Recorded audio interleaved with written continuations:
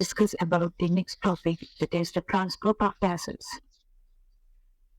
Do subscribe the channel, and in the description box you can find the Telegram channel link for the daily practice papers. So coming to the transport of gases, as you know, in the process of respiration, we transport two types of gases: the oxygen from lungs to the cells in the body, and the carbon dioxide from the cells back to the lungs.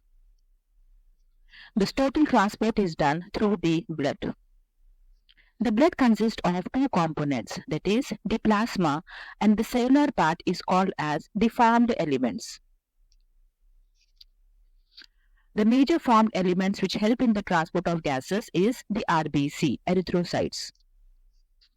Oxygen is transported by two methods by the blood. 97% of the oxygen is transported as oxyhemoglobin by RBC. 3% of oxygen is transported in the form of dissolved oxygen by plasma. The CO2 is transported by three methods. 7% of carbon dioxide is transported as dissolved CO2, again in the plasma, and a small amount of water in the RBC. 20 to 25% of the carbon dioxide form the compounds called as the carbamine compounds, and these compounds are also transported through the RBC. A major part of the carbon dioxide, that is 70% of CO2, is transported as the bicarbonate ions.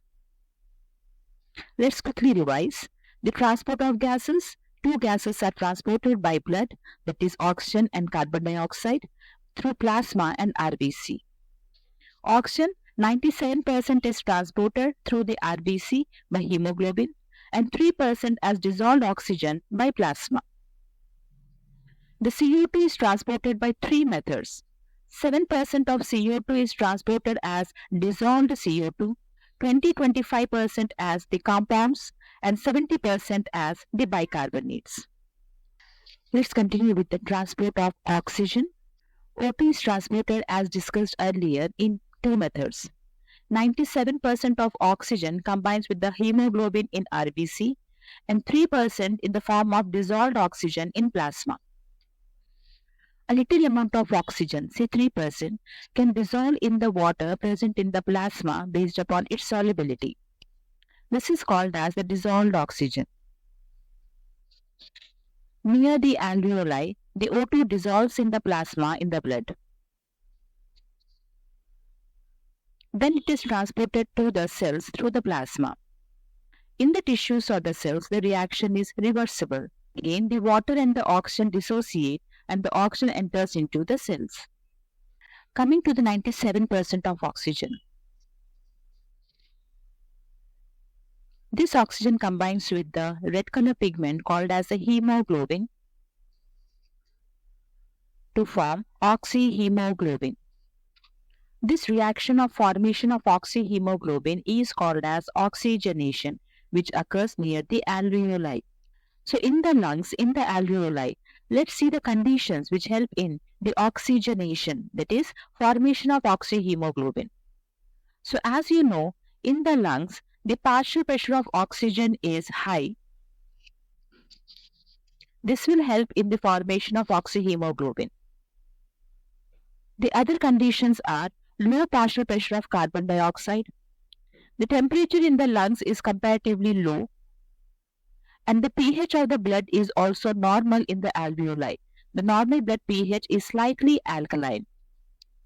Or I can say that the H plus ions are comparatively less, so lower H plus ions.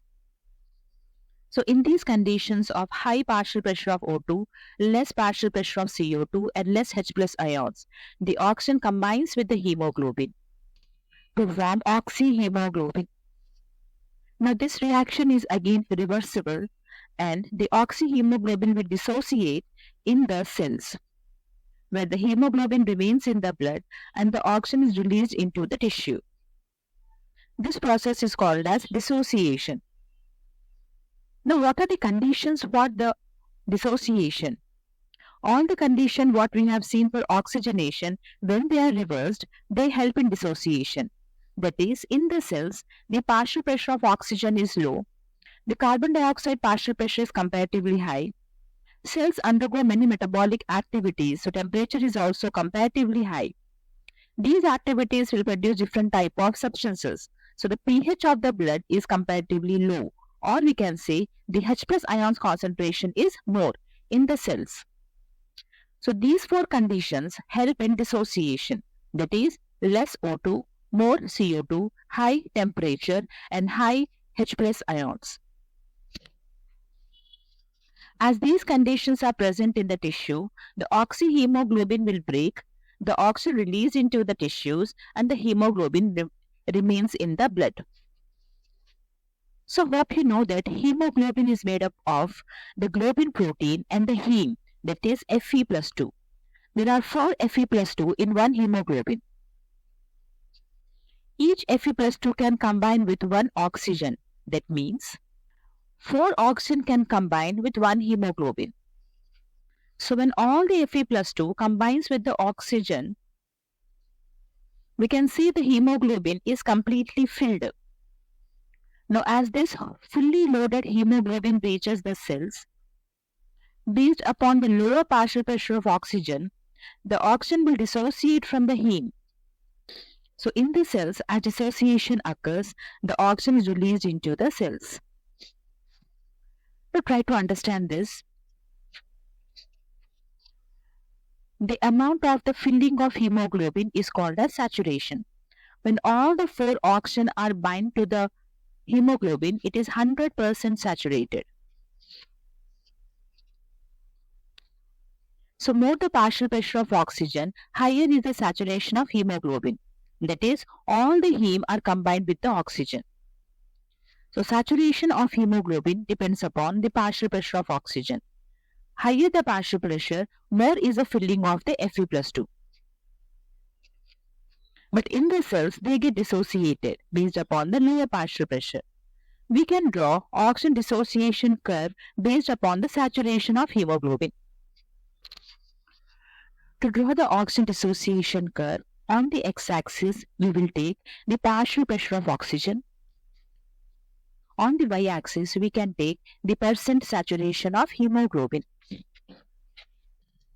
So as you know, in the lungs, the partial pressure of O2 is maximum of 95 mm of mercury. And in the cells, the partial pressure of O2 drops to 40 mm of mercury. So when all the 4 Fe plus 2 are filled with O2, it is 100%. If 2 are filled and 2 are released into the cell, we can say it is 50% and so on. So if I draw the oxygen dissociation curve, the maximum partial pressure is 95 and maximum saturation is 100. That is, all the 4 are filled with the oxygen.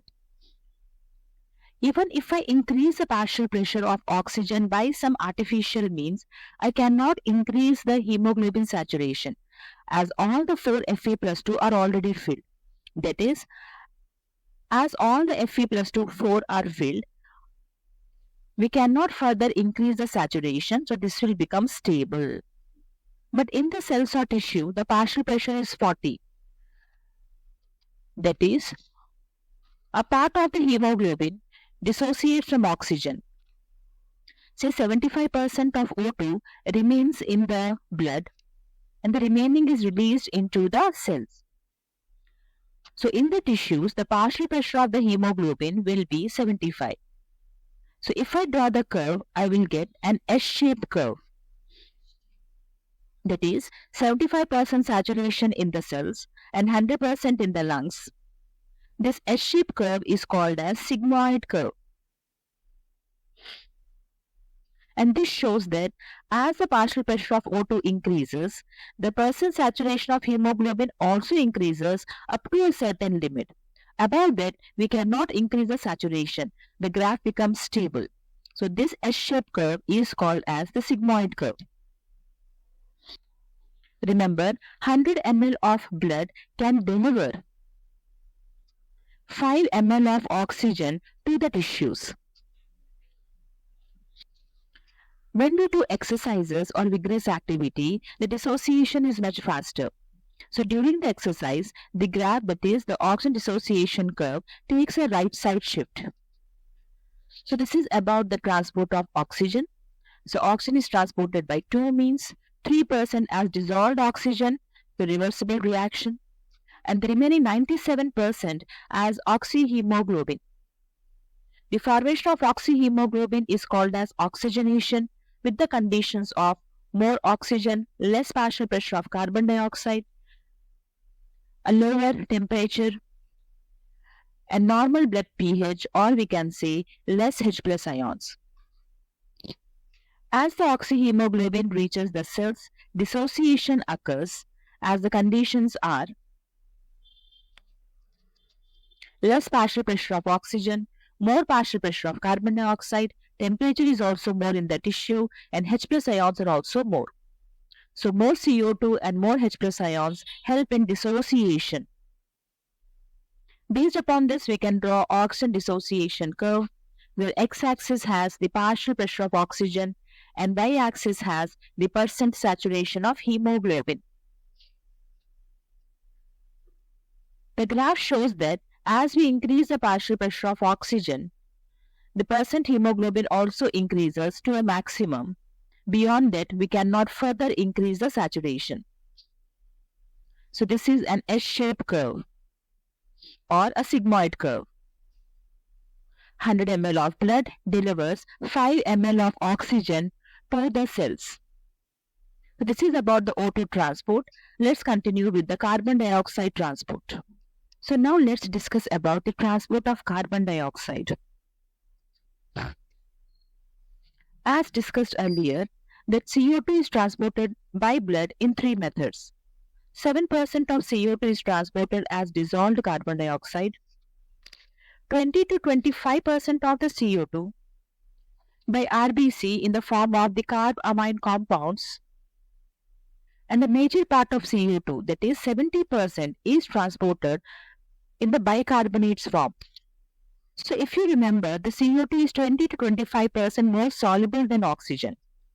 This CO2 dissolves in the water present in plasma to form a weak acid called as carbonic acid, H2CO3. The CO2 dissolves in the water based upon the higher partial pressure of carbon dioxide in the tissues.